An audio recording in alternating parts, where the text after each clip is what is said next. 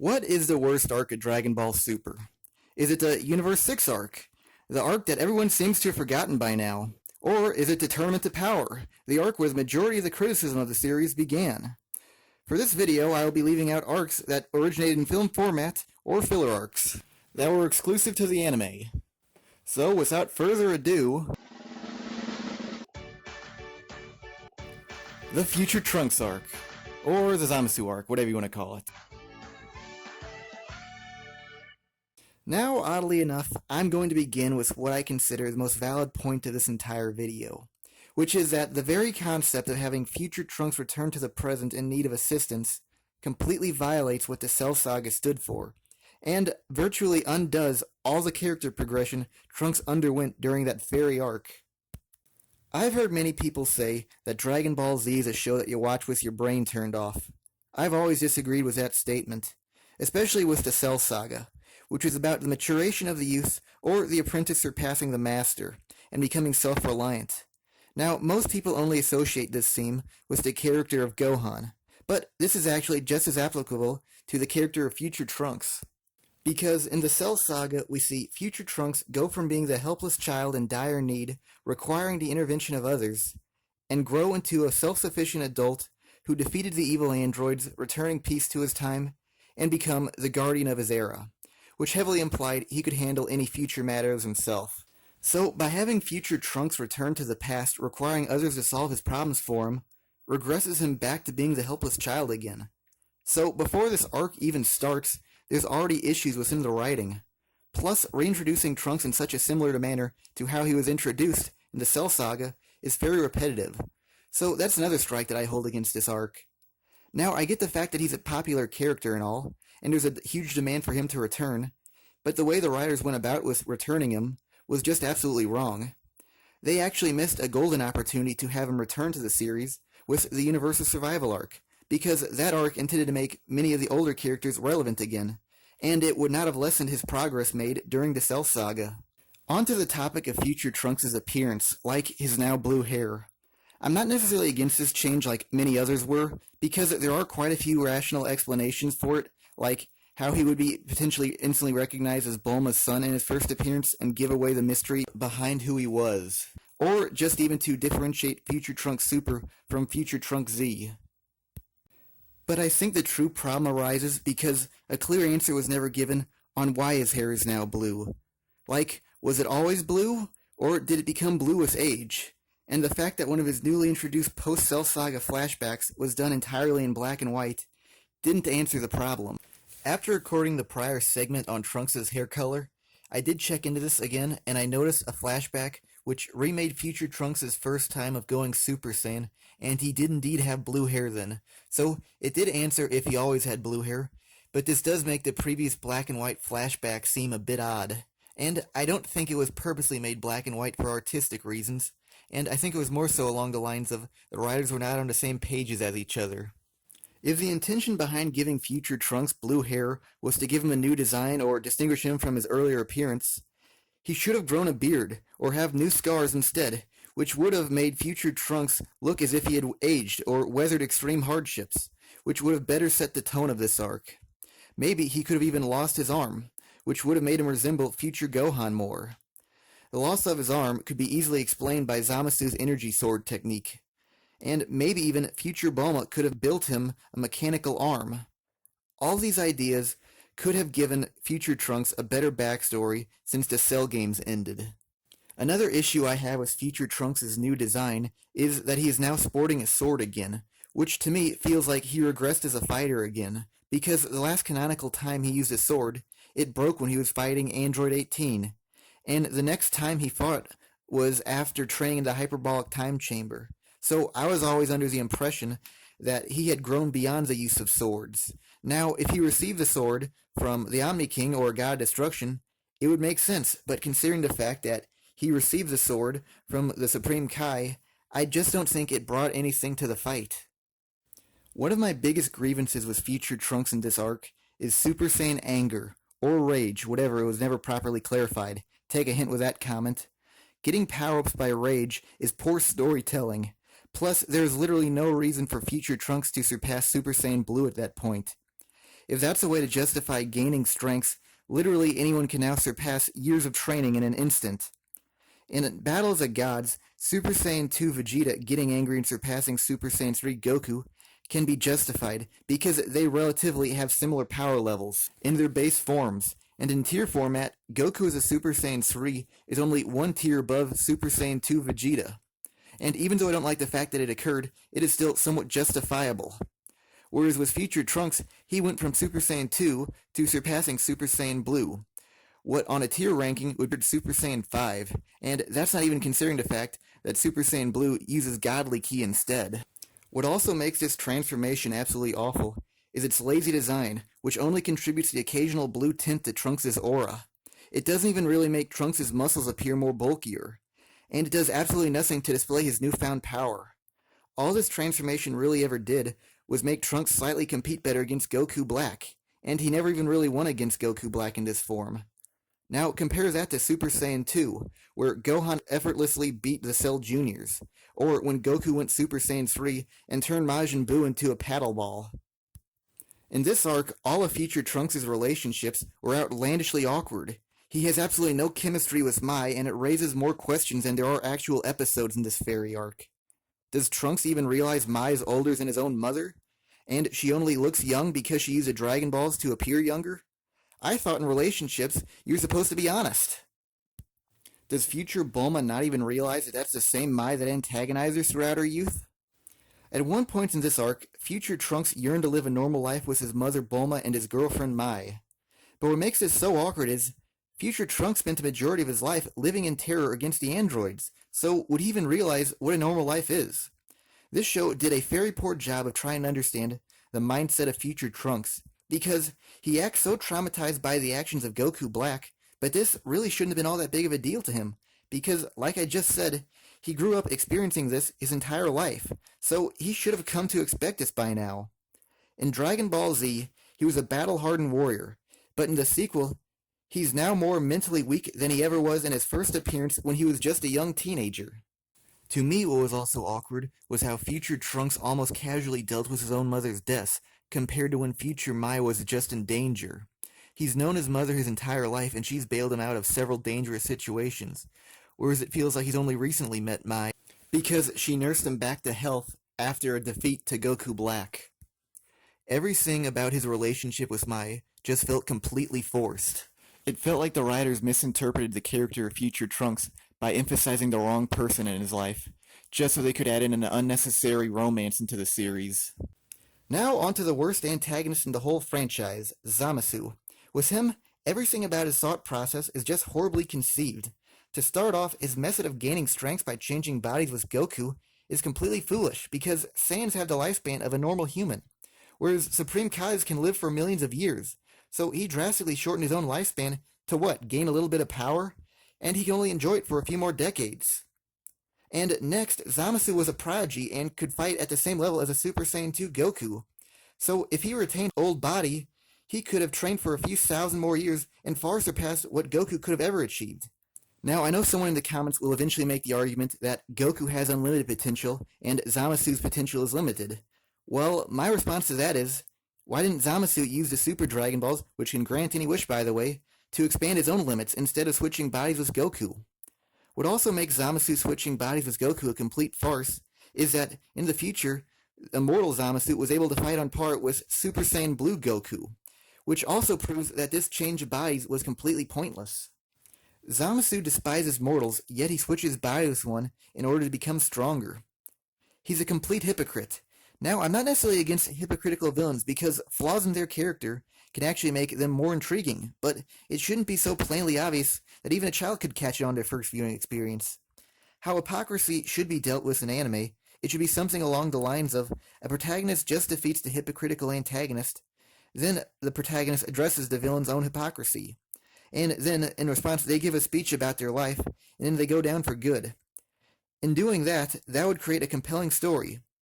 But making hypocrisy be the sole attribute of the character is just bad character writing.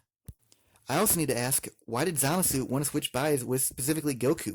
Why didn't he choose a God of Destruction instead? Or even hit who technically beat Goku in the tournament against Universe 6?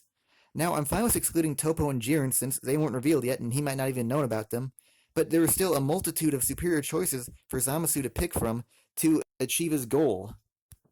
And it's not like there's a symbolic meaning behind this either, like how in GT, where Baby stole Vegeta's body, which represents the Tuffles conquering their own conquerors by stealing the body of their conqueror's heir to the throne.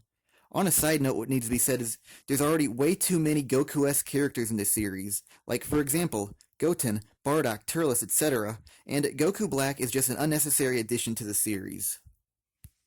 Having an evil version of the protagonist isn't creative or original anymore, so with all these points, I gotta say, having Zamasu switch bodies with Goku to create an evil version of Goku really brought nothing unique or special to the franchise. And if anything, it just lessened Dragon Ball's standing by mimicking media of lesser value. What also makes Zamasu a dreadful antagonist is how unconvincing his motive for switching bodies with Goku was, which was basically because Zamasu watched Goku shake the Omni King's hand on GodTube, and that somehow triggered Zamasu's desire to eradicate all life forms. By the way, GodTube is quite possibly the most cringeworthy attempt at trying to relate to the use I've ever seen. And that insignificant action led him to assassinate all the gods of destruction, alongside all the Supreme Kais too, and the desire to eradicate all the mortal life forms. Kind of a big jump if you ask me. Yes, I know there was an instance where he saw mortals at war with each other, but if he truly thought the Kais were superior than the mortals, why would he even care if the mortals were at war with each other? He would have made much more sense as a character if he wanted to eradicate the mortals that were physically or intellectually superior than him, and it could have been easily explained by the fact that he was jealous of Goku shaking hands with the Omni King. Why I also think Zamasu is a poorly thought out main antagonist is because his goal of eradicating mortals is simply generic, and it actually makes him seem incompetent as a villain since he failed to accomplish even taking down Earth, despite pretty much being the strongest antagonist revealed up to that point. The duo of Goku Black and Zamasu, despite not actually having any feats to prove this, are supposed to be far stronger than base form Super Buu, who managed to wipe out the entire population of Earth after one quick walk around Kami's lookout. So he did it under a few minutes, a day at most if you count Fat Buu's destroying a few towns earlier. Whereas with Zamasu, he had several months, potentially even years to do this, and still couldn't take down everyone on Earth. You might be able to justify him sparing future Trunks in order to build up his own strengths. Maybe you can even justify the Resistance Group's survival due to future Trunks' protection, though Zamasu still killed future Bulma, so that calls that theory into question. But there is no way you can justify Zamasu not going after people that lived far away from future Trunks' protection, like Android 8 and all those cameos. There's no way I can vindicate Zamasu as a serious antagonist, since he couldn't even accomplish one of his more simpler goals. But what makes this all the more strange is somehow he managed to assassinate all the Supreme Kais, which in turn took out all the gods of destruction also. So what needs to be said is, the much more difficult portion of Zamasu's mission, which was assassinating the Supreme Kais who are supposed to be 100 times stronger than Frieza during the Namek Saga, and who also have assistants that can use healing and teleportation abilities, and possess crystal balls that can view anything in the universe, flawlessly succeeded, but then somehow the Zamasu duo struggled to wipe out the population of a planet whose power level averages around 5. What makes matters even more insane is how the disappearances of the Supreme Kais never garnered the attention of the Omni King, Grand Priests, Kais, Angels, or gods of the other universes. If they're all under the banner of one single Omni King, how are they not better interlinked with each other in case if a situation like this were to ever have occurred? The believability of this series' deities totally diminishes because of Zamasu's one successful plan. You think the gods of destruction would be far more protective of the Kais of their respective universes, if they are life-linked to them, and would meet their demise if the other perished. With many of the gods of destruction, it appears that they are actually on good terms with their mortals, so it makes me question, why wouldn't a character like Toppo, who's being trained by a god of destruction, try not to avenge him later on? While on the topic of Toppo, I admit this is more so Funimation's problem than it is Super's, but I still feel the need to say this.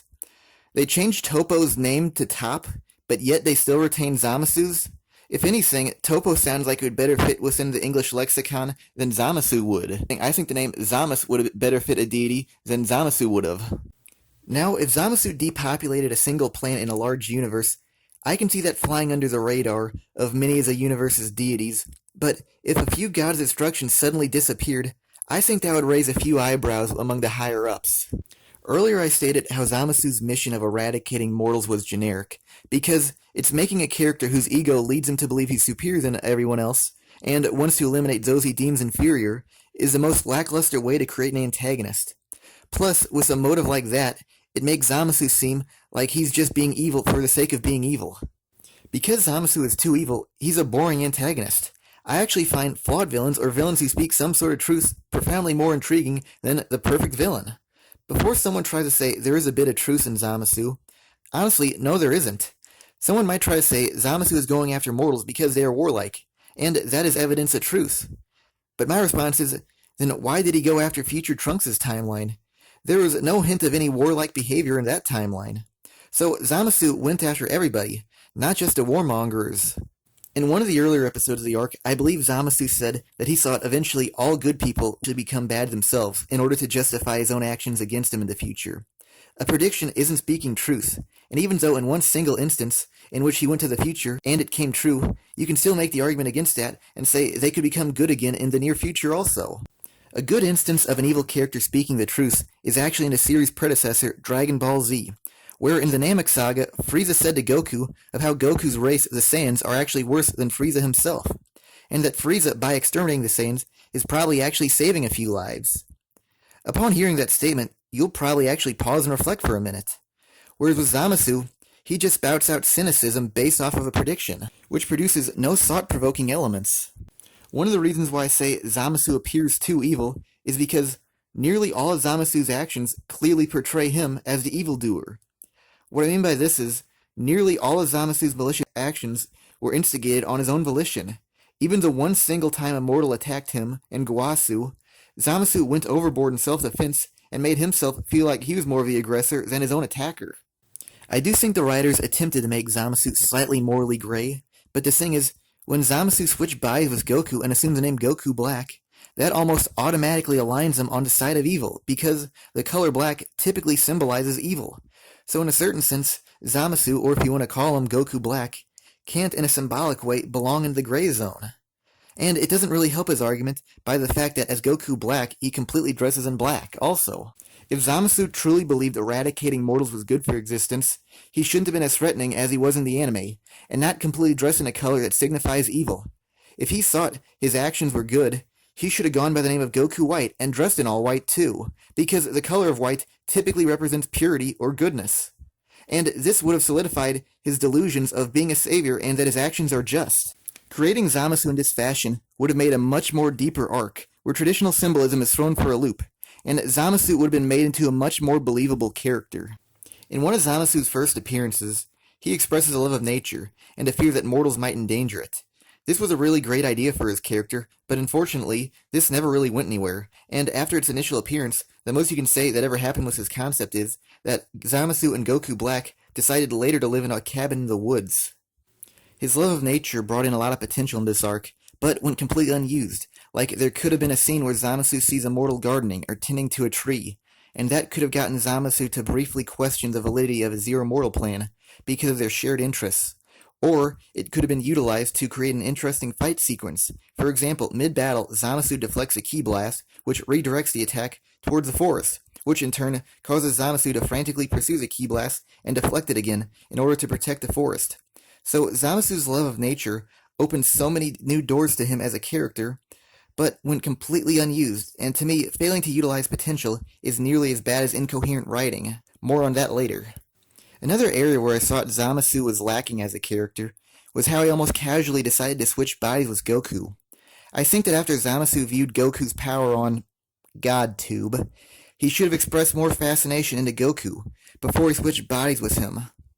Maybe Goku could have been the lone mortal that Zamasu was willing to spare in his heinous Zero Mortal plan, and Zamasu could have even tried to persuade Goku to join in his cause, and Goku's rejection could have ignited Zamasu's rage and could have been the catalyst for Zamasu's wish to switch bodies with Goku in order to become Goku Black. This would have helped flesh out the character of the Zamasu who later became Goku Black, and this would have accounted for why Zamasu specifically chose to switch bodies with Goku. The reason why I believe this arc should have required Zamasu to have a fascination into Goku is because Zamasu's actions felt completely unnatural and hypocritical, and when it comes down to it, using the Super Dragon Balls to switch bodies with Goku was just a waste of a wish.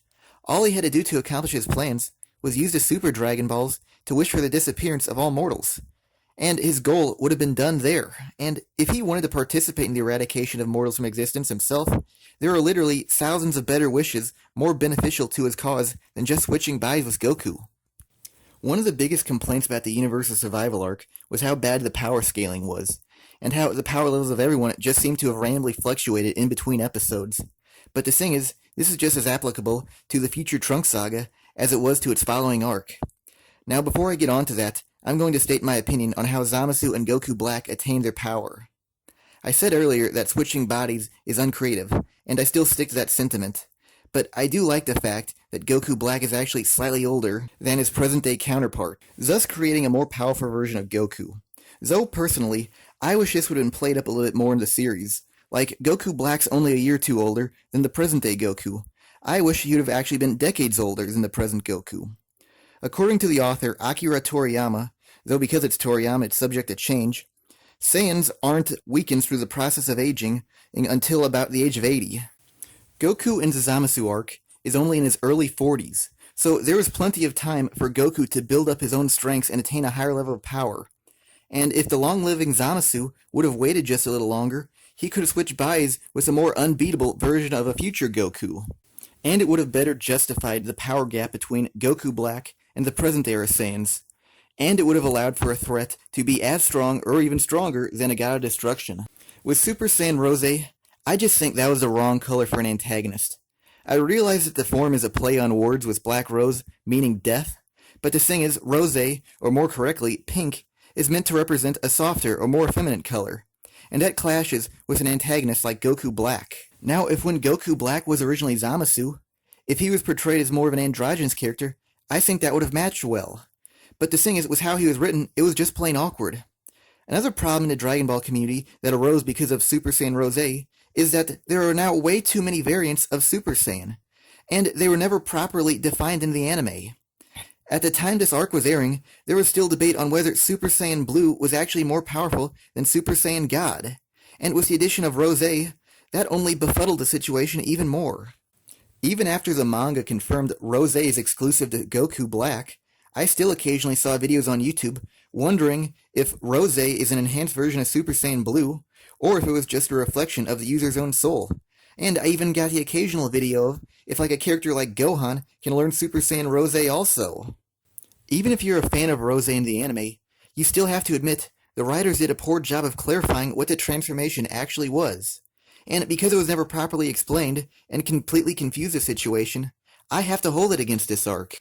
Rose, alongside the later introduced Ultra Instinct, really opened Pandora's box in terms of ridicule for this series, because I quite frequently now hear people mocking this series by saying comments like, Goku's just going to beat the next villain by changing his hair color again, or something along the lines of, he's just going to unlock the next stage of Super Saiyan, which is Super Saiyan Dark Olive Green. And I don't think it's good for a series to open itself up to so much potential ridicule. Instead of Rose, Goku Black's Super Saiyan transformation should have been a darker shade of blue, so it wouldn't have made the situation more complicated than necessary, and it still would have contrasted with Vegeta and real Goku's light blue hair. And the darker shade of blue would have better reflected Goku Black's darker heart, or even just imply the darker shade of blue means more power. If it was necessary to give Goku Black a different Super Saiyan hair color than the other two Saiyans, he should have had Super Saiyan Silver or Super Saiyan Crimson. Now, silver would have been a good choice because in terms of metals, silver is an inferior color to that of gold, and it would have bolstered the underdeveloped scene where Vegeta told Goku Black that Goku Black can never achieve a true Saiyan's power since he stole a Saiyan's body, thus he is not a true Saiyan. So giving Goku Black silver hair in his Super Saiyan form would have been tangible evidence that proves Vegeta's point that he can never be a true Saiyan. And now onto why I think Crimson would have been a better choice than Rose, which is because Crimson or Deep Red typically represents emotions like anger, rage, or wrath, which goes along well with the mindset of Zamasu. And Crimson is the color of blood, and blood is always a great motif for a menacing villain. Having the colors of light blue and crimson clash would also better reflect the feud between the peaceful protagonist and the sadistic antagonist. Much better than light blue and light pink, because light blue is calm and peaceful, and like I said earlier, crimson means wrath, anger, and violence. So this would supplement the warring nature between the two parties, not just in ideology, but also appearance. With blue versus pink, these two colors are light and calming in nature and go along well with each other, and don't evoke any natural feud between the other. The only feud blue versus pink evokes is a battle between the genders, and considering the fact the character representing pink is a male, it can't even really apply to that anyway. Now onto the fusion between Goku Black and Zamasu. Despite this being another shining example of the overwhelming hypocrisy of Zamasu, I still believe this fusion is far and away the most acceptable manner of a villain possessing such great power in all the 131 episodes of Super. For the most part in Super, I find the majority of the newly introduced characters undeservedly powerful. What took prodigies like Goku and Vegeta years of training to achieve, the Universe 6 Saiyans received in mere hours. When first introduced, the Super Saiyan God was supposed to be beyond any natural power or training, and could not be attained without training from gods. But somehow Jiren and Hit attained a far greater power by themselves, which lessened God and all of the previous transformations acquired. Whereas with the fusion of Zamasu, this doesn't lessen the standing of the protagonist's training and their previously acquired transformations. Though I do think many of the scenes surrounding this fusion demean its supposed power. For example, before Goku Black and Zamasu merged, Goku was barely able to keep up with Goku Black, even with the help of Vegeta and future Trunks. But after Goku Black and Zamasu merged and became exponentially stronger, normal Goku, all by his lonesome, manages to perform a Kamehameha that overwhelmed Fuse Zamasu's attack.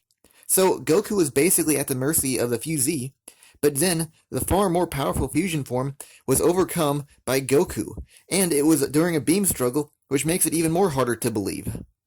What's even more laughable about Goku overcoming Fuse Zamasu is that Fuse Zamasu sustained so much damage during that attack that he was unable to heal correctly, and became a partial purple goo monster, which heavily implied that if Goku Black sustained that exact same attack unfused, he would have been easily killed.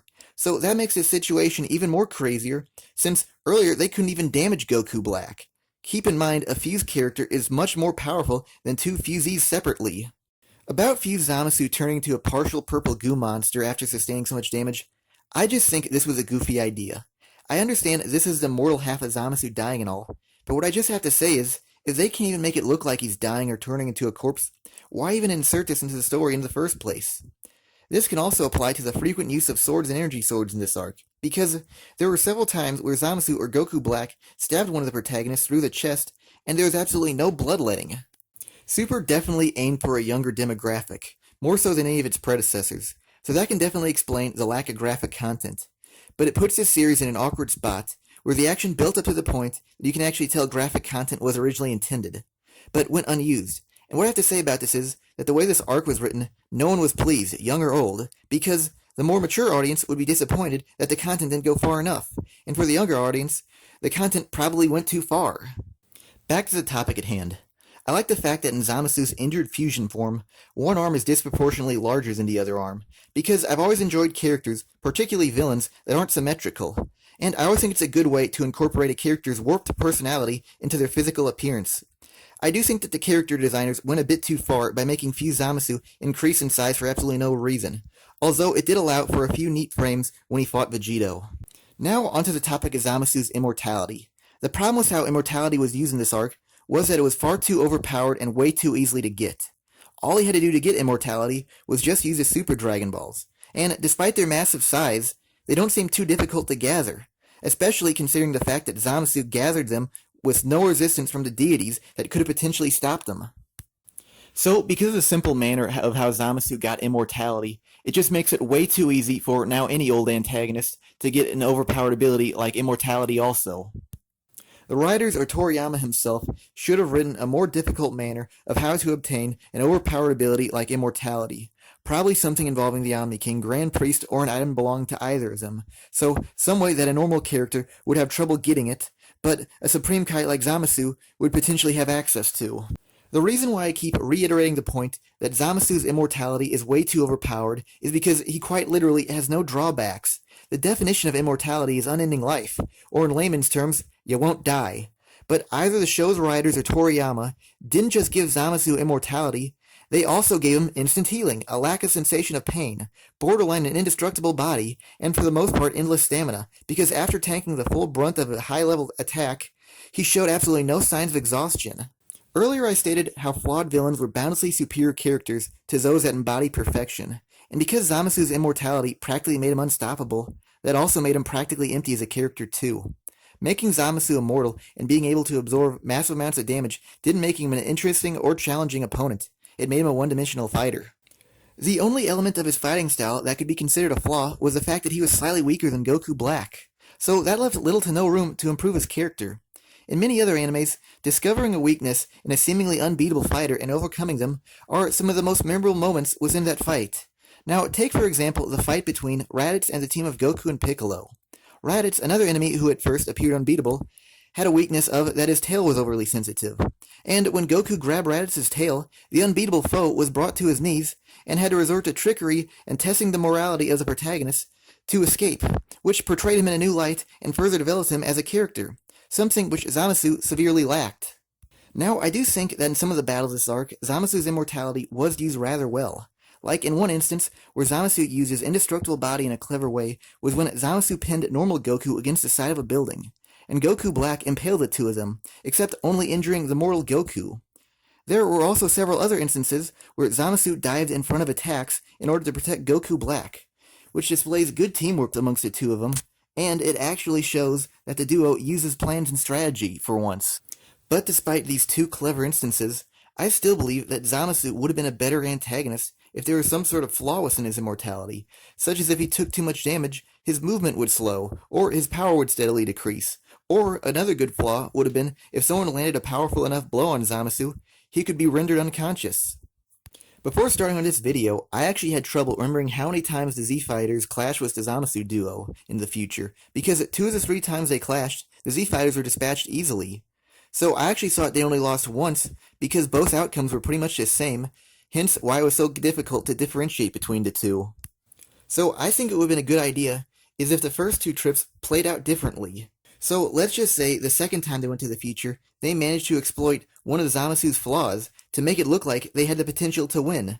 That might have been enough to differentiate the 2 times they went to the future and make both times stand out more, thus making both trips more memorable. This next idea is what I thought was the most ingenious idea in all of Super, which was after Fuse Zamasu's corporeal body was destroyed, it resurrected into an immortal spirit. One of the reasons why I thought this was the most ingenious idea in all of Super's entirety was because it made an enemy that completely consisted of pure energy. And that's completely different than any previously introduced character in the franchise, so it adds a completely new element to the story. A spirit is so much more of a better way to make an immortal character than just giving him an indestructible body, because with a body of pure energy, it has no material body to inflict damage upon, and it could probably absorb any energy-based attack also. So an intangible body adds an element of unpredictability to the fight, and unpredictability always makes a story more engaging. And the spirit would have to be fought in a completely different manner than any earlier opponent, so this wouldn't be the same old same old. The problem with an immortal body is that it's just a substitute for an overpowered opponent. But with the spirit, it's much more of an original idea to this franchise. I admit it's probably been done somewhere else before, but it's unique to Dragon Ball. I love this idea in concept, but I do wish this series would have gone a different route with how this appeared in the story. First off, this following scene can be very confusing if you only watch the anime, which was after Zamasu's corporeal body was destroyed, multiple spirits of Zamasu appeared, and I was only able to understand this scene after reading the manga, which I was finally able to understand that this was supposed to be multiple severed pieces of Zamasu regenerating into multiple new bodies of Zamasu. But this idea ran completely contrary to what the anime was setting itself up for, where Zamasu was intended to be a disembodied spirit rather than a pack of clones, which leads me to my next point, that the spirit should have manifested itself more into an aggressive combat role than just a static horizon. Now, when I mean combat role, I don't necessarily mean that it mindlessly attacks the protagonist. I mean that the spirit's energy form is malleable, and can take on multiple forms, including a fighter's body, and can perform various acts of growing multiple limbs, and being able to expand said limbs indefinitely, and being able to increase or decrease its size on a micro or macroscopic level. I think this form should have went on the offensive, and actively tried to attack the Z-Fighters, rather than just hovering around in the sky watching over them, because after the Z-Fighters blocked its initial attack, it never really did anything, and considering the fact this is our antagonist, it should be trying to pursue them, and it was reduced to basically just being a part of the scenery. So, other than the fact that this went completely underutilized, I still think Zamasu resurrecting the spirit was a great addition to the story. One more thing, not just in this lone arc, but all of Super. I found this series to be severely lacking any sort of mysticism. Now, what I mean by mysticism are scenes like when during Teen Gohan's beam struggle with Cell, the spirit of his deceased father Goku came to aid him. Or during the Buu saga, when Vegeta used his self-destruct technique, Final Atonement, and after that, all that remained of him was a statue that crumbled away and blew into the wind.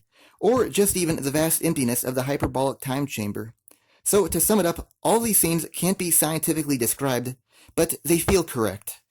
Whereas with Super, everything felt hyper-regulated. For example, originally the Supreme Kai felt like he created the role of the Supreme Kai, and that he was looking out for mankind on his own volition. Whereas now it feels like it's his occupation, and that he's only Supreme Kai because he's an employee of the Omni King. So, what was originally a mystical character that felt natural but unexplainable became defined.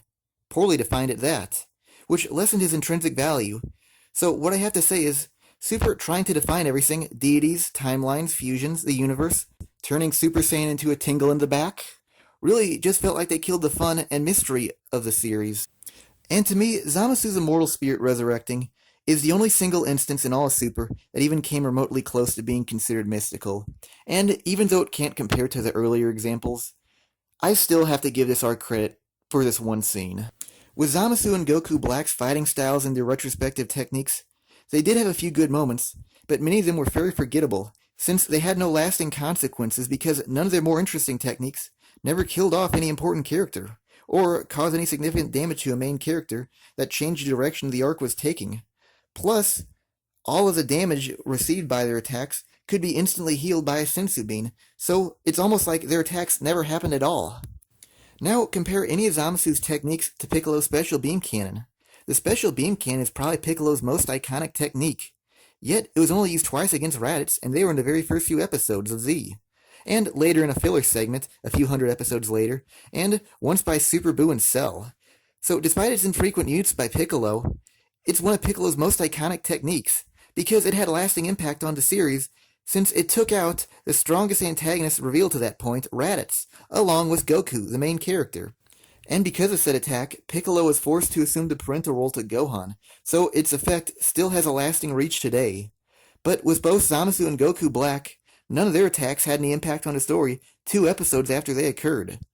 The 2 attacks that I saw were good, but I forgot, were when both Zamasu and Goku Black each raised a single arm and formed a single energy ball above their heads, only for the 2 single attacks to combine into a larger, more powerful attack. And the other attack was how the halo behind Fuse Zamasu would launch barrages of energy blasts. Another reason why I forgot about their decent techniques is because they were completely overshadowed by lesser techniques, like the overused energy swords and the completely unnecessary energy scythe, used by Goku Black. I found the energy swords completely lackluster because, for the most part, they were basically an instant win technique, and aside from the Immortal Zamasu and the one single instance with Goku, they just basically effortlessly defeated everybody. So they never really created any drama or struggle for that matter. The problem that arises with the energy swords is that the instant KOs really made anyone who took the attack look weak because of how easily they were brought down, and especially when this happened to Vegeta, whose reputation took a major hit with this, because this erased his fight-on tenacious attitude that was established during his battles with Zarbon, the Ginyu Force, Frieza, Android 18, and Majin Buu. So it really felt like he was reduced to being a shell of his former self. There should have been an instance where after one of the protagonists was stabbed, they clutched the arm of the energy sword user, and which opened them up for attacks from an ally, or just even prevented them from attacking someone else. One thing that could have worked well with Super is if Zamasu mimicked the scene from Fusion Reborn where Janemba slashed Goku's arm with his sword, which incapacitated it. So if Zamasu did this, there would not have been as many instant KOs, and it would not make anyone who sustained the onslaught look like a total pushover. The reason why Janemba's sword worked so well was because after Goku sustained the injury, the fight continued on, and Goku's power gradually waned, which created tension and drama. Whereas with Zamasu's sword, the one-strike defeat would end the battle prematurely, not creating any tension or drama, and leaving the battle feeling incomplete. Okay, with Goku Black's energy scythe, aka the Sickle of Sorrow, when it was first introduced, it created a lot of hype, because it appeared as if he was slowly ripping energy out of his own hand. even looking like it was potentially causing some self-inflicted damage, which created an intensity, and it coupled with the fact that its abilities made it completely unpredictable, since it was an abnormal technique, also created intrigue, but with a feeling of uneasiness. And with all this, what did the scythe actually do? It created clones, and that's all it did. It was never incorporated into any actual combat, and Black never used its energy strike against an opponent. And to me, this scythe was probably one of the biggest letdowns of the whole arc. This massive disappointment covered up any of the earlier positivity Zamasu's good techniques actually made. What honestly amazes me is the fact that the creators, the writers, the storyboarders inserted this into the story in the first place, but yet they never even had Goku Black wave the scythe at an opponent. And what you have to say is, it's not even like the clones it created accomplish anything either. The most you can say is that the clones foreshadowed the infinite Zamasus in the final portion of this arc. If the Sickle of Sorrow and its cloning strike were completely removed from the story, there would be no plot inconsistencies. That's how little of an impact the Sickle of Sorrow contributed to the overall scheme of this arc. What makes matters even worse is that the scythe was never fully explained, so we are left wondering unanswered questions like, was this just an improved version of the energy sword? Can the clones be made without the help of the scythe? Is this just a magical ability? Can it actually inflict damage onto others? Could it release any other energy-based attacks? It was just left unexplained, and what's funny about this is that despite all the hype surrounding this technique, it was only ever used once. Now, I'm not necessarily against the idea of the scythe producing clones. I just wish that it would have done a little something extra, even if it was something as minor as cleaving a piece of rubble in two. One last item concerning Goku Black's moveset.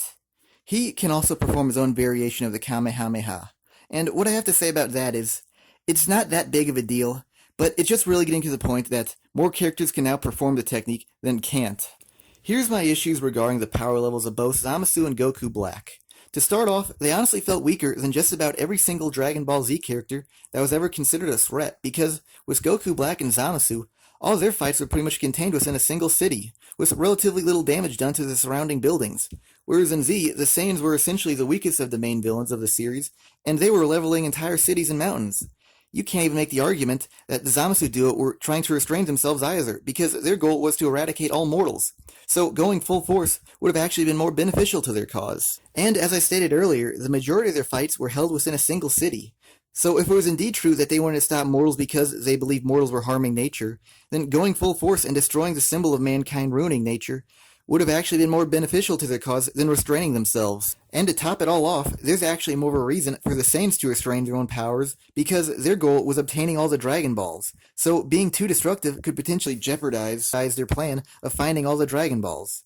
What also needs to be said is the Zamasu duo fell for items and techniques that wouldn't have even worked on characters at the end of the original Dragon Ball. One of these times was at the end of the Z Fighters' first trip to the future, where all three protagonists laid defeated, and the Zamasu duo were about to finish it all off, only for Mai and her resistance group to show up and fire a smokescreen at the duo, which somehow successfully managed to ward off an all-seeing Supreme Kai whose power level was 100 times higher than Frieza on planet Namek, and a power level that rivals the God of Destruction. What needs to be said is, at the beginning of Z, Nappa effortlessly defeated an entire well-supplied army which consisted of battleships and jets, but the Zamasu duo schemes were somehow thwarted by a small subway-based resistance group whose supplies were so low they even had trouble feeding its own troops. So either the Zamasu duo are the laziest, most unambitious antagonists in the whole franchise, or they're weaker than the duo of Nappa and Vegeta. And on another note, can they not sense power levels anymore, since they had trouble finding an injured opponent just because of a simple smokescreen? Another instance about the crazy power scaling of this arc is that future Bulma somehow managed to create a special bullet that can injure someone as strong as Goku Black.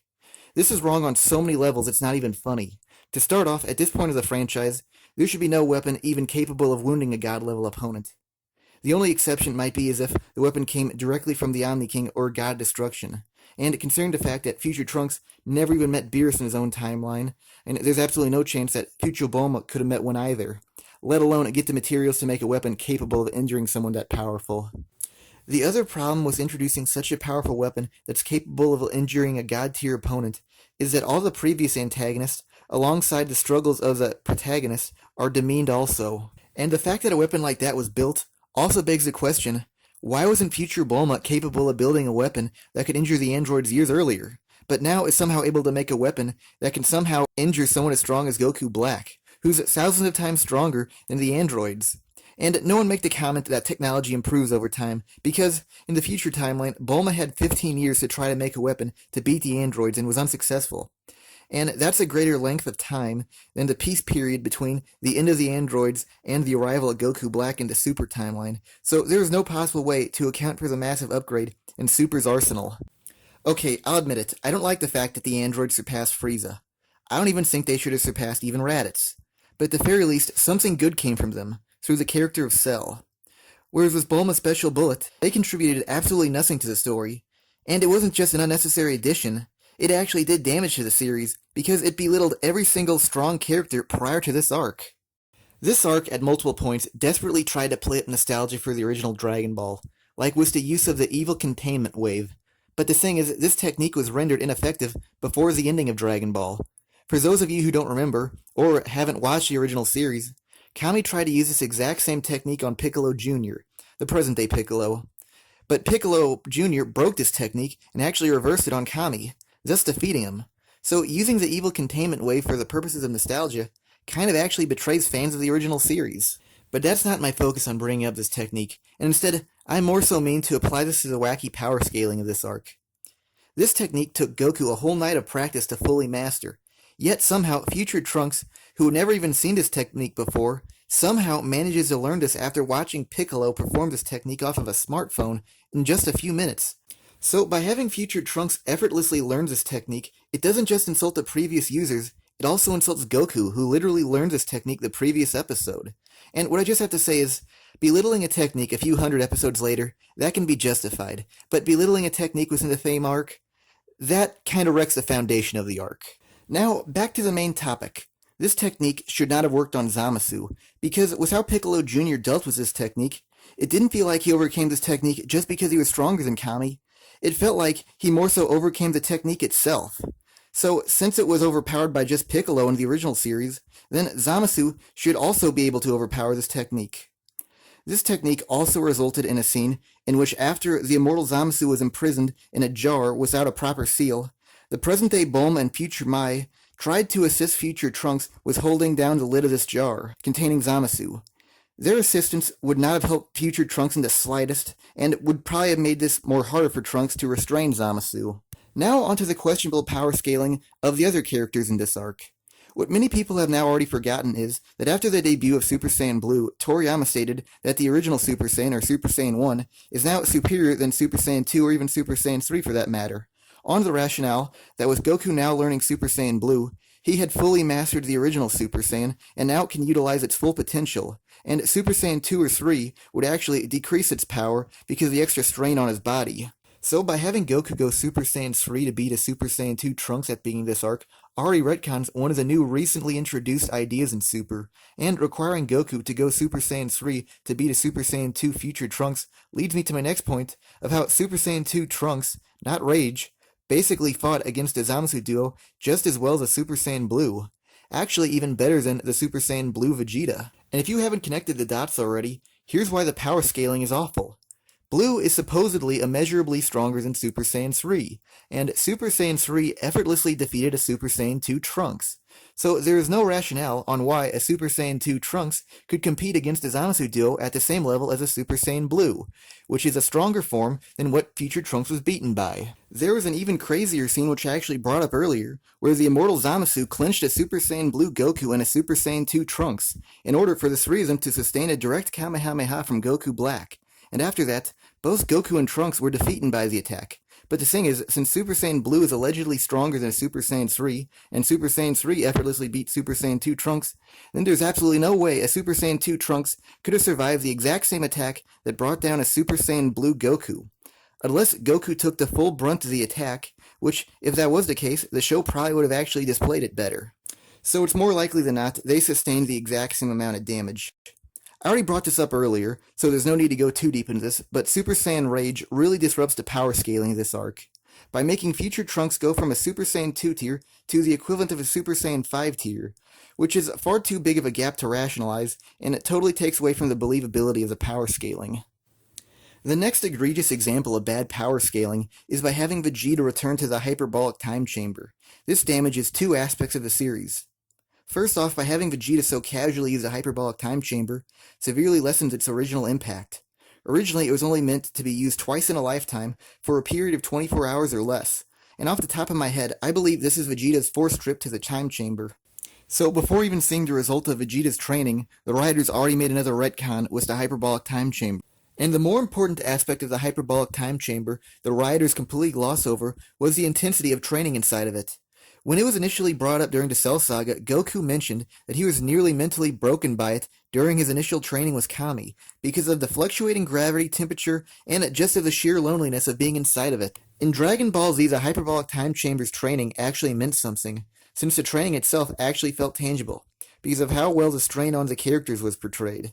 But with how the hyperbolic time chamber was used in this arc, it lacked any sort of intensity, and felt more of like a blank check that can be used at any time to magically make the protagonist rival any villain at a moment's notice. And it doesn't help that Vegeta's training in it wasn't even shown in this arc.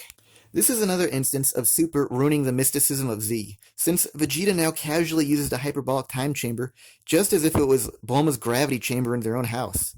And the fact that Vegeta destroyed it while exiting it also makes this seem more of like a tool than a special room that can slow down time. The other problem that arose because of Vegeta's use of the hyperbolic time chamber is that Vegeta surpassed Goku, but because Super is so Goku-oriented, without any explanation, Goku again had to surpass Vegeta. For example, the third time the Z-Fighters went to the future, Vegeta effortlessly dominated Goku Black, which proved that he was stronger than Goku at that point. But once Zamasu and Goku Black fused, Vegeta was helpless against the fusion, whereas the real Goku had difficulty fighting Goku Black. But after the fusion, the supposedly weaker Goku actually fought better than Vegeta against the fusion, which displayed how the power scaling fluctuated without any reason, which in turn kinda made Vegeta's prior training in the hyperbolic time chamber kinda look a little pointless. The two instances where Goku became inexplicably stronger than post-hyperbolic time chamber trained Vegeta were after Goku won a beam struggle against the fused Zamasu, something which future Trunks and his father Vegeta were incapable of doing as a team. And the other time was right before Goku and Vegeta were forced to fuse, in a scene where Super Saiyan Blue Goku had to resort to using Kaioken times 10 to briefly overwhelm the fused Zamasu. This is a minor scene, but I feel it's worthy of mentioning. In the timeline where Zamasu became Goku Black, after Goku and Zamasu's body was killed by Goku Black, Chi-Chi grabbed and held Goten while running in fear of Goku Black. This is another scene wrong on multiple levels. For starters, Goten in this scene is actually much older than his present-day counterpart. But despite that, he actually looks younger than he was in the Buu Saga, because of how Chi-Chi carried him. Having Goten be carried around like a toddler also ignores the fact of how strong Goten actually is. In the past, Goten literally fought Majin Buu, so he should not be carried around like a child. And I know this scene is more so meant to display the helplessness of both Goten and Chi-Chi against Goku Black, but this scene is just too disrespectful to Goten's power and thus the power scaling of this arc. Goten probably should have at least tried to put up a fight against Goku Black also. Because in the Buu Saga, when Chi-Chi was turned into an egg by Super Buu, Piccolo pretty much had to restrain Goten in order to prevent him from attacking Super Buu. So why was Goten so complacent to Zamasu in this arc? But what I have to say is, this portrayal of Goten in this arc really betrays who he was in the past. The other reason why Goten being carried around was an unnecessary addition to this arc is that in an earlier scene in this exact same episode, Goten was flying to Goku while carrying Chi-Chi. So this earlier scene kinda contradicts the role that Goten later assumed in this episode. The reason why I emphasize so deeply on the consistency and power level in this arc is not just that disobeying it mocks all the characters' previous training and hard work, it also detaches the audience from the characters. One of the best ways for the audience to become attached to a character is by watching them grow and progress. When they grow, you grow. When they progress, you progress. But when the characters become powerful without reason, it disrespects the characters that did follow the cycle. Also, having good power scaling helps the viewers understand the world of the show. But if the power scaling is broken, it makes the audience wonder, why were they even watching the show in the first place? DBZ did have massive power boosts, but they were always explainable, so they always followed the power scaling. Whereas with Super, they gained power on a whim and a moment's notice, so they always broke the power scaling, which suspended the believability of the world. Now onto the setting of this arc, and what I have to say about this is, in the last arc, 11 new universes were introduced. And did the main characters go on a grand adventure through them? No, they went to the future of their own universe, on their own planet, and basically their own town. And what I have to say is, This future has pretty much already been portrayed before in the actual canon too. Not just in the original Dragon Ball, but also in Z. Adventure was always an important aspect of the series. In the Saiyan Saga, Goku visited Otherworld. In the Frieza Saga, the cast went to a foreign planet. In the Cell Saga, the cast went to an alternate dimension through the hyperbolic time chamber. And in the Buu Saga, the cast literally explored the insides of Majin Buu. So in the past arcs, new frontiers were explored. But in Super, it really felt like the characters were shackled to a specific location. For example, even when Goku visited Universe 10's world of the Kais, all the actions pretty much took place within a single building, and nothing past that building was ever really expanded upon. The most identity the Universe 10 world of the Kais had was a lone tree where Zamasu and Gowasu sat under and drank tea a few times. This location honestly felt barren and lifeless, whereas in Z, the Universe 7 world of the Kais was incredibly explored and not chained to one specific location of the world. Because the planet's location was fully explored, the viewers, to a certain extent, could understand the nature of this world. The mountains, the bodies of water, a plateau with a sword embedded at the top. All these locations gave the world an intrinsic identity. What I have to say about the differences between the two worlds is, the Universe 10 one felt like this is a location where an important scene happened to have taken place, whereas the Universe 7 version felt like a living, breathing, fully expanded upon world. Now on to where the bulk of this arc occurred, which was in future Trunks' timeline, but specifically within one city, which is another instance of the Z-Fighters being shackled to a certain location. The only instances where the story ventured outside of the city limits were insignificant cameos that really added nothing to the story, like Android 8's Enclave and Roshi's old house, and the main cast never even really visited these locations in the future timeline either. The future city where the majority of the fights took place was also barren and lifeless, but it's a bit more acceptable than the world of the Kais in Universe 10, because the environment the writers were going for works well with being lifeless. But the thing is, sometimes the setting being barren and lifeless can ironically bring life to an environment. For example, in Dragon Ball Z, the towns Cell attacked, Ginger Town and Nikki Town, were also barren and lifeless, but they were barren in a way that tells a story, as there were empty sets of clothing scattered throughout the town, and that developed a mystery of what Cell actually was. Whereas in Super, the city doesn't tell a story and its ruins don't correlate well with what Zamasu's in-game plan was. So basically, this town had no personality or identity. If this town was only briefly visited during a small portion of a single episode in this arc, being underdeveloped would have been fine, but considering the fact that this is over 12 episodes long, a full season of a regular anime, that took place in this town should have been further developed. This location just felt generic, and it could be replaced with any anime location titled Ruin City, and nothing would have changed. The only place in this arc that had any sort of unique identity would have been when Zamasu's Spirit Clone Army covered the horizon, and that's not even a new location. It's just a change of the backdrop. While still on the topic of the setting, I want to discuss the characters that inhabit this setting. To start off, I want to talk about who was probably the most important of the secondary characters of this arc, Mai. To sum it up, most of her scenes that she was present in seemed forced. One instance was when future Trunks was using the evil containment wave, and for no reason whatsoever, she shared the same frame as future Trunks. Many of her scenes within this arc felt forced also. There was this one moment after Zamasu successfully eradicated all the mortals of the Earth, which made Mai emotional and caused her to fruitlessly attack the Zamasu spirits, despite how she was powerless against them. This scene just felt incredibly awkward, instead of being emotional. Since most of the scenes involving Mai felt completely unnecessary, this leads me to believe that Toriyama was probably forced to devote more screen time to female characters, and that could explain why Mai had so much of a presence in this arc, even though many of her scenes were lacking. The reason why I don't like it when any artist is forced to incorporate other people's ideas into their own work is because the artists have their own limitations, whether it be what they can draw or what they can turn into a great character. And if an artist is forced to do something outside of their limits, their work can potentially unravel, which can create plot holes, make the story feel unnatural, and make poorly written characters and Mary Sue's. What also felt awkward with Mai was her chemistry with future Trunks. One thing I have to say is Toriyama has never been good with romantic relationships in the Dragon Ball franchise. Krillin in 18 is insane, Vegeta and Bulma devalued each other as characters, and the relationship between Goku and Chi-Chi fell apart after the original Dragon Ball ended, and got progressively worse after each passing arc. And the relationship of future Trunks and Mai is no exception. Toriyama himself admitted he doesn't like making relationships in his own works, so I think that goes to show that a relationship between a man who's a child acting to Dragon Ball Z and a woman who was an adult at the very beginning of the original Dragon Ball was probably not a good idea to incorporate into this story. Another aspect about the character of Mai that I disliked in this arc was how somehow she became the leader of a resistance group against Zamasu.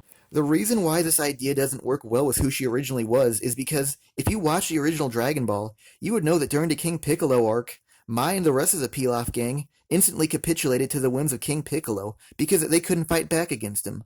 But the thing is, she and the rest of the resistance group are even more helpless against the Zamasu duo, more so than the Pilaf gang was ever against King Piccolo. You can't even make the argument that future Trunks brought out the bravery in her, because she was already leading the resistance group before she even met future Trunks. So the show definitely needed to come up with a better explanation on why she became the leader of the resistance group, and how she got her newfound bravery. But the truth of the matter is, this is not the same Mai from Dragon Ball. The thing is, this is a new character that was given the appearance of Mai just to play up the element of nostalgia. But the problem is, by bringing her back for the purpose of nostalgia, this actually kind of ruins nostalgia, because her new role violates who she originally was. Another resident of the future Trunks timeline that I have to make a point about is future Yajirobe. Now, I don't necessarily have anything against Yajirobe, but what I do have to say is, why him of all people? I don't remember if this was the future of Trunks or the original anime, but in one of them, there is a frame of Yajirobe getting killed by the androids, and by having him somehow miraculously survive, it is an insult to the androids.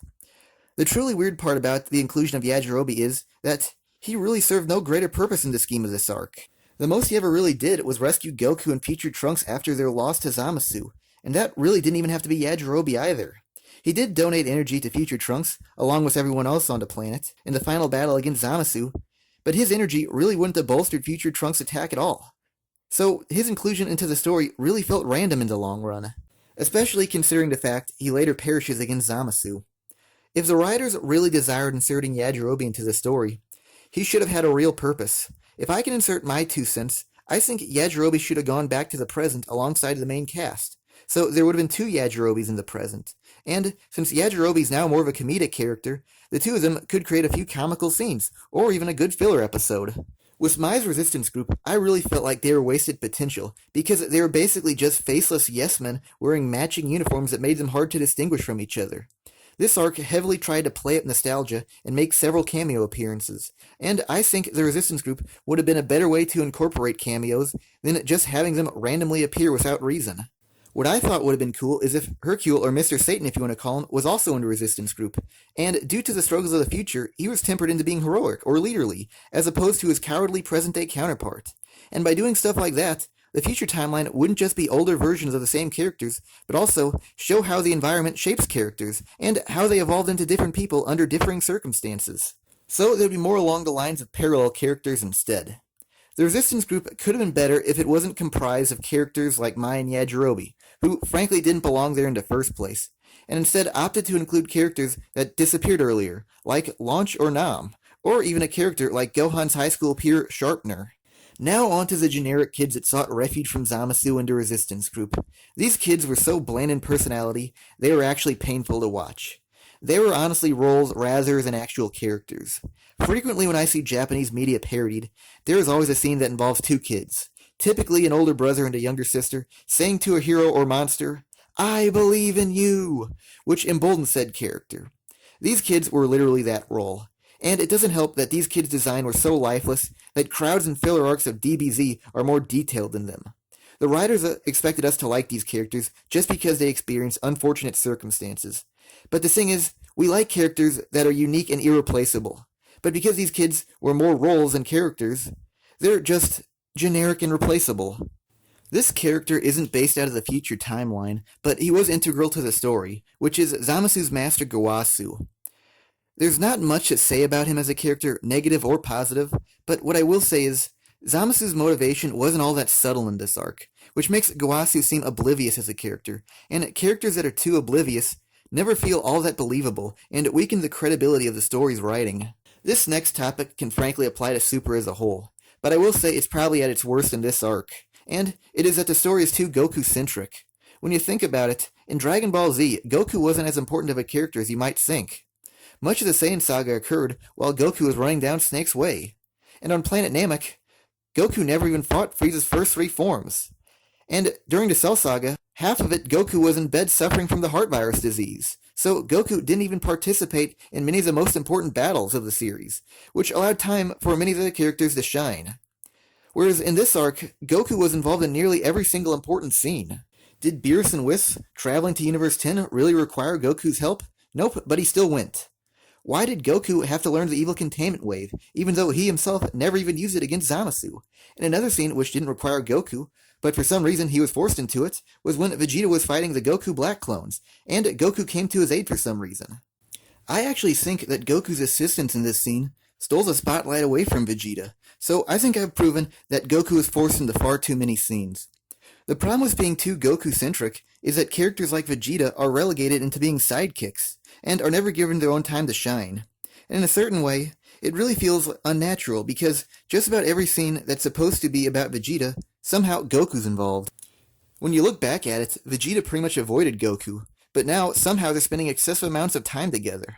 In the past, most of Vegeta's fights, he fought alone, and not until the latter stages of the Buu arc was he ever forced to fight alongside Goku. But now, borderline every single fight he's in, it involves Goku, which honestly takes away from the both of them. And this lessens the significance of them being forced to fight together because of how frequent it occurred. Another issue that I had with these two characters in this arc is how frequently they lost. I swear, Goku lost more times in this 20 or so odd episodes of this arc than he did in the entire Cell and Buu saga combined. And many of those losses have asterisks with them, due to weird circumstances surrounding them, like the heart virus disease, or being caught off guard from a sucker punch. One of my favorite elements of Dragon Ball Z was how in the past the characters felt virtually unbeatable. But with how many losses both Goku and Vegeta endured, their aura of invincibility completely diminished. And what's worse is, many of their losses were quick, which was humiliating for them as characters. During the protagonist's second trip to the future, Vegeta was literally incapacitated from a single knee to the body, which ruined his original tenacity. Vegeta, honestly in this arc, had more in common with Florence Nightingale than his original self, because his biggest contribution to the citizens of the future was handing out food and supplies that he received from Bulma. For the most part, Vegeta in this arc was reduced to following behind Goku, losing all of his former ambitions and glory, which made him less intriguing as a character. In the past, when Vegeta had his own personal ambitions, he was always a wild card within the series, which made it unpredictable. But now that he's moving in unison with the rest of the cast, he, along with the show, are now predictable. This topic about Goku has already been extensively covered by other YouTube channels, so I won't go too in-depth about it, but why now of all times did Toriyama say Goku's never kissed a woman before? I admit it somewhat works with who he is as a character, but it doesn't really improve or bring out anything new in him. It just raises more questions than answers. Plus, there was already a scene in Z where it heavily implied Goku kissed Chi-Chi, so what was that supposed to be? The only way this scene could have been a good addition to the story is if, by the end of this arc or in a future arc, Goku kissed Chi-Chi or another character. It could even be used in a funny filler episode, but considering the fact it didn't really do anything in the story, it just seemed very unnecessary. One of the worst aspects of this arc was that it was extremely difficult to comprehend what was going on, even just by watching the show. This arc never devoted the proper time to explain how the timelines and traveling between them actually worked, which left me and probably the majority of the people who watched this show a little confused. As I was watching this arc, I just assumed that there were billions of separate timelines, and somehow, just randomly, the Zamasu who became Goku Black ended up in future Trunks' era, and only until I saw another YouTuber describe how the timelines actually worked, who had to use an external source by the way, did I come to comprehend how the timelines actually worked. Which was something along the lines of anytime a character from a future timeline does anything to revert or travel back in time, a divergent timeline is created. One problem this method creates is that when characters like Whis revert time, they truly don't accomplish anything because they could potentially create an even worse hazard that could come back and haunt the present universe. Which actually did happen, by the way. When Whis reverted time to resurrect Goasu, this ended up creating Goku Black. And by creating divergent timelines in this manner, this also creates a massive oversight. To start off, all the new divergent timelines manifest in a new time ring, and off the top of my head, I believe there are only 7 time rings, so thus only 7 timelines in the series. And the problem that arises is if there were 12 angels capable of reverting time, and billions of mortals that could potentially create a time machine, how are there only 7 timelines? There should be thousands of them. So Bulma's the only mortal capable of making a time machine? There's a whole universe that's supposed to be capable of building giant robots. How are they not creating time machines also? Which also makes all the people of the universes seem stupid in the long run also. This idea with the new timelines being created was just a poor idea, and it just raises way too many questions in the long run. Also, even though this was a bad idea, they still should have at least taken the time within the show to explain how the timelines worked. One of the biggest complaints about GT was that the fusion character of Super Saiyan 4 Gogeta defused before being able to finish off Omega Shenron. And despite all these complaints of the past 20 years, did Super learn anything? No. They repeated the exact same mistake as their superior predecessor, by making Super Saiyan Blue Vegito defuse before being able to deal the final blow to fuse Zamasu. Except it's worse in this case because it damaged an already existing character in Vegito, who was formerly believed to be a permanent fusion. And to top it all off, it was given the least creative method of defusing. What I have to say is, Toriyama took the time to talk about the reproductive habits of Bibidi, but yet he never stated how the Potara fusion only lasts a single hour. He had over 20 years of interviews, data books, and even video games to say how the fusion was only temporary, but yet he never did. How the Potara earrings were used in this arc really makes me believe that it wasn't Toriyama who wanted Vegito in this arc, but the producers of the show, since his inclusion felt so out of place. They should have just used Gogeta instead, so that wouldn't have damaged the character of Vegito or the mysticism of the Potara earrings, and Majin Buu's weird magical properties. The funny thing is that now in Super, there are actually much more better ways to defuse Vegito than just a silly time limit, since they now know gods of destruction, angels that are capable of reverting time, and an all-powerful Omni King. All of them could understandably have the capabilities to defuse the Potara earrings, and not to mention, the Z-Fighters can now use the Super Dragon Balls to defuse them also, just like Kibito Kai did earlier in this series. What was also a bad idea is that for some reason when the Supreme Kais fuse, their fusion is permanent, but yet when mortals fuse, it isn't. If anything, you think it would be the opposite way around, because you would think that the Supreme Kais would have some sort of failsafe in case of an accidental fusion, since they all wear the same Potara earrings. The fact that the Potara earrings time limit was revealed so late into the series also makes Old Kai look dumb, since he didn't fully understand what the Potara earrings were capable of. And plus, I vaguely remember Old Kai saying that the Potara earrings can only be used once in a lifetime. So that's another continuity error.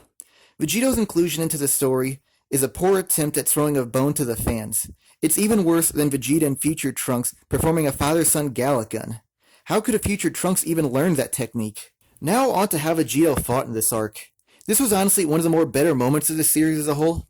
He had some particularly interesting stills that I found to be pretty dynamic, but the one thing that really bugged me in this arc is that Vegito played possum to lure Zamasu into the range of his spirit sword. This is more of a last-ditch effort technique, yet it was used kinda early in the fight.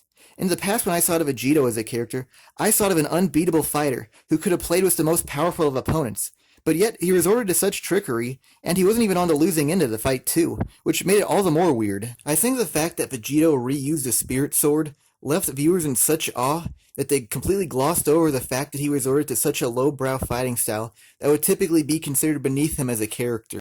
I also don't like the fact that the fight between fused Zamasu and Vegito seems so even, but other than that, I have no more complaints about Vegito.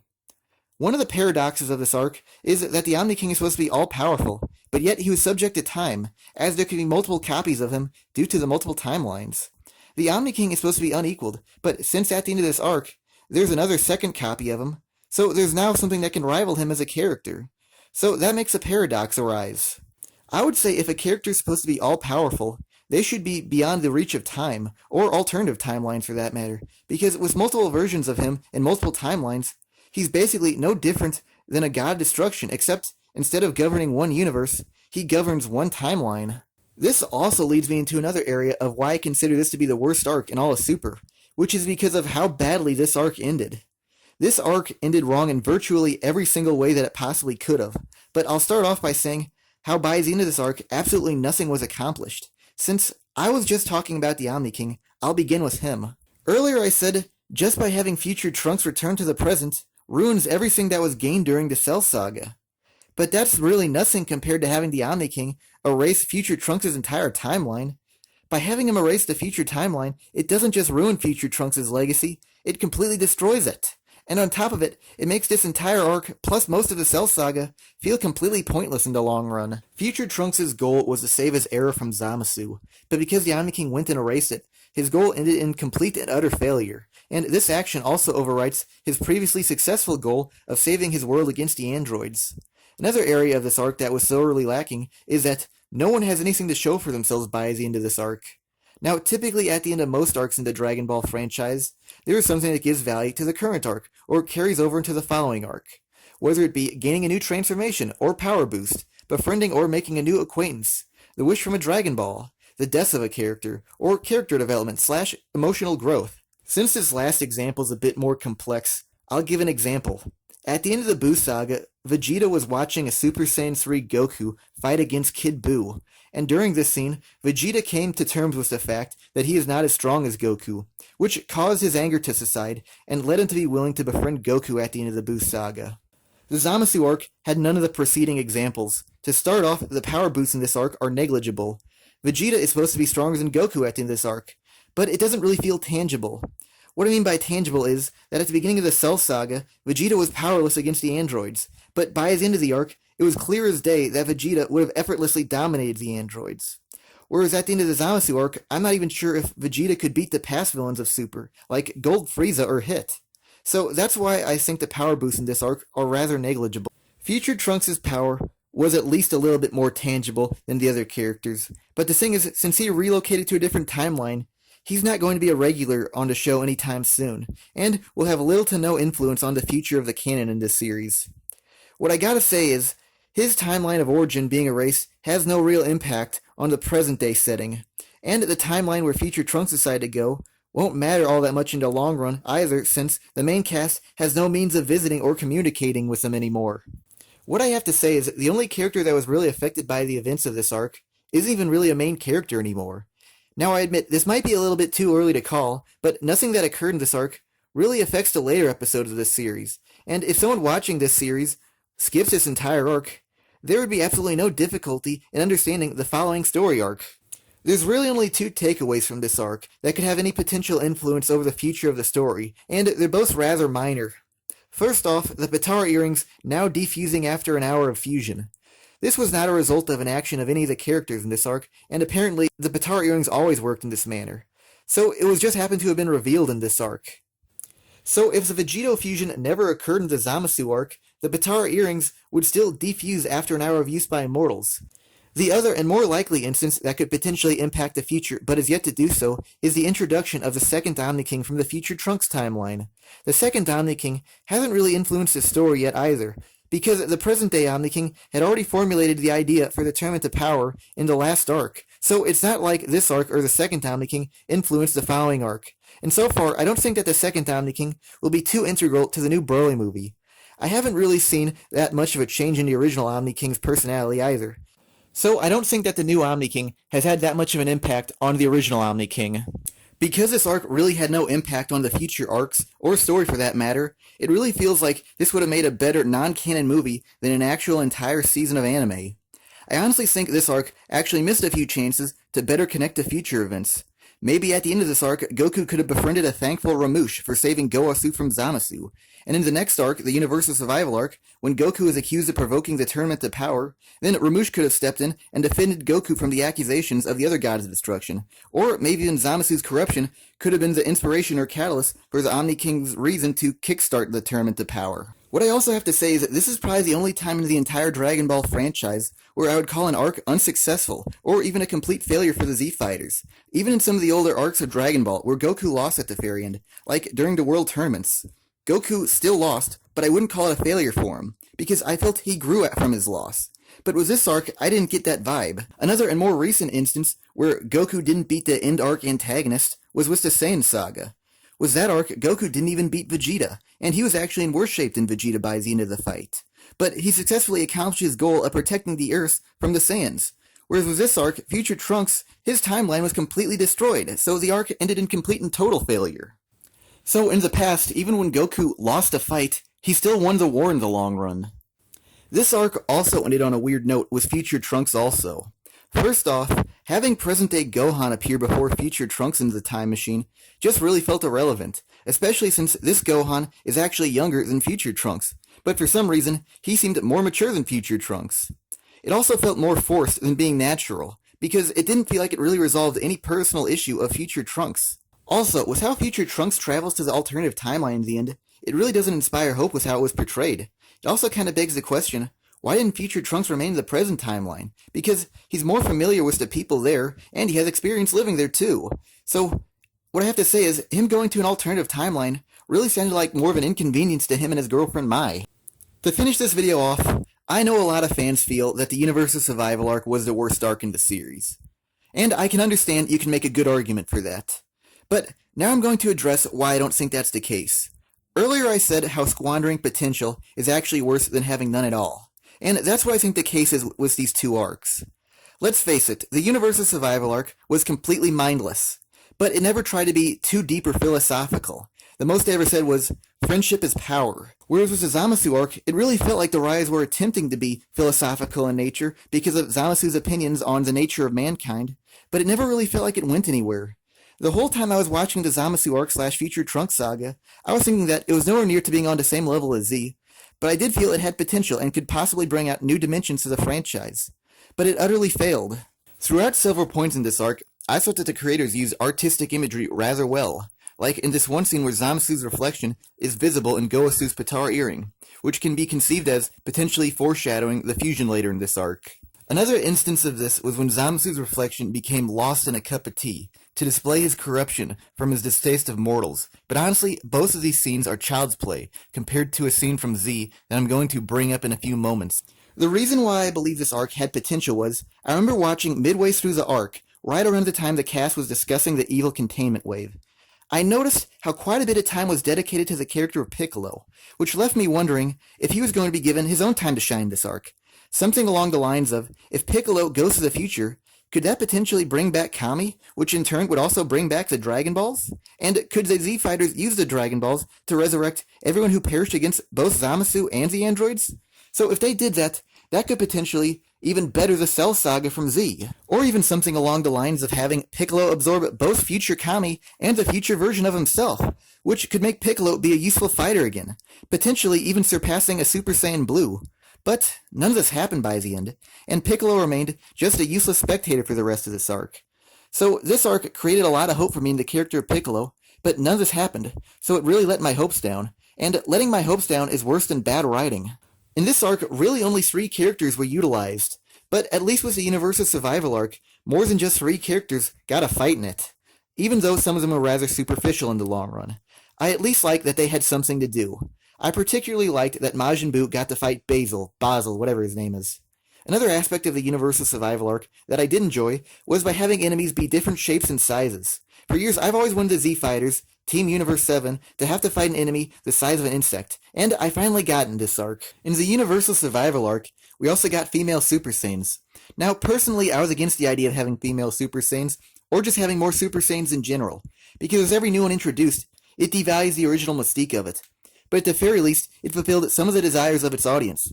Whereas with the Future Trunks saga, I like Vegito as a character, but I wouldn't want him to return if it meant turning into a temporary fusion. I also like Future Trunks, but I didn't want him to return to the present era, beaten with his non-existent tail in between his legs. The differences of the two arcs' moments of fan services, the Zamasu arc brought back existing characters, and ruined elements that made them great in the first place.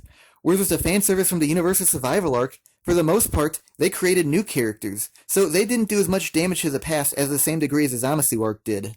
If I were to ask any fan of Super what were their favorite scenes from this arc, they would most likely say Vegito's fight against fused Zamasu, or when an enraged Goku takes on the Zamasu duo single-handedly after hearing of how Goku Black killed his entire family in cold blood.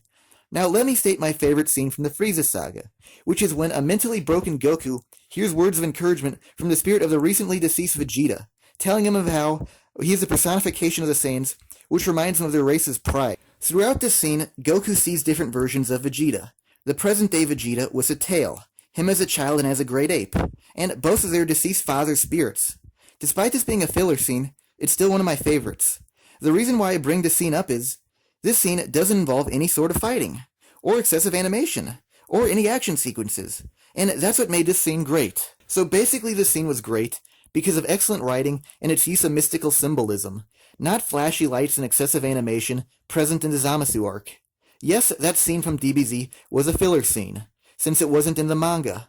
But the thing is, going by that definition, most of the Zamasu arc is also filler, since the writers basically received a rough draft from Toriyama and had to fill in the blanks themselves.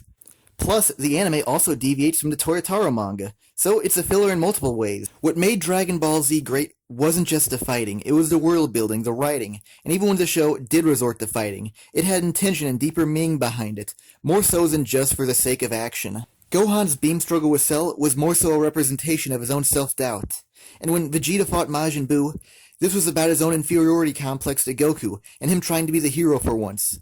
But with the Zamasu arc, the writers misinterpreted what made Dragon Ball Z great, and instead opted to emphasize the action over the story. Dragon Ball Super was supposed to be a continuation of the Dragon Ball story. But by the Zamasu arc, Super had deviated from what made the original great, and had actually damaged its own past. So with this and everything I've said earlier, I have to say the Zamasu arc is indeed the worst arc of Dragon Ball Super.